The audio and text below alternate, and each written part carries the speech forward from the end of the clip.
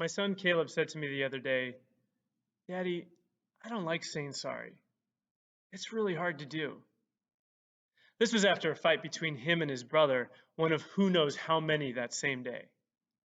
I'm learning that being in close quarters with the same people, whether family or friends, over 6 weeks, can test your patience and your ability to say sorry and to forgive. When I read between the lines of the first reading for today, the story of St. Stephen's martyrdom, I imagine close quarters and impatience probably had a lot to do with how the story unfolded. We hear Stephen scolding the crowd for persecuting the prophets and the followers of Jesus, calling them a stiff-necked people.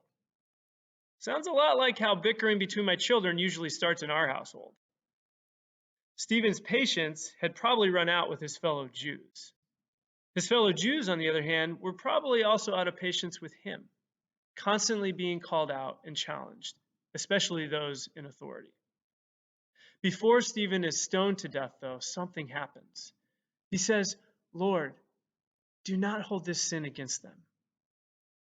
How did he arrive at this remarkable forgiveness before his death?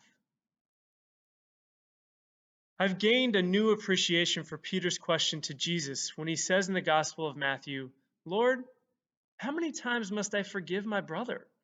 7 times? I wonder if Peter was sheltering in place when he asked Jesus that question.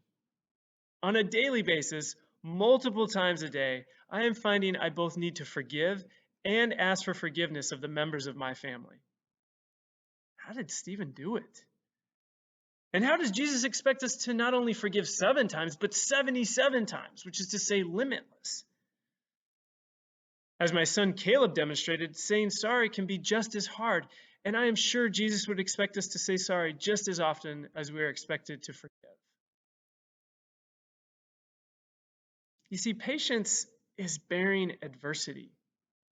And to do that forgivingly is definitely an act of mercy.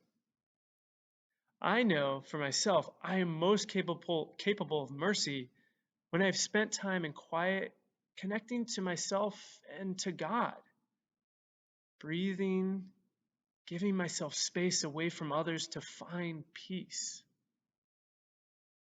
That's the bread come down from heaven that Jesus is talking about in today's gospel. And we access it by opening ourselves to Jesus through quiet reflection. It's kind of what Stephen did right before he was stoned to death. He opened himself up to a vision of Christ. And we can still find that peace while we are sheltering in place.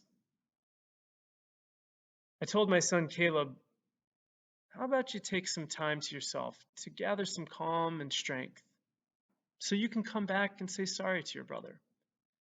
Take some breaths, and then you might be ready. I'm going to guess that we could all do that a little bit more probably each day for the sake of being merciful to our family and our friends.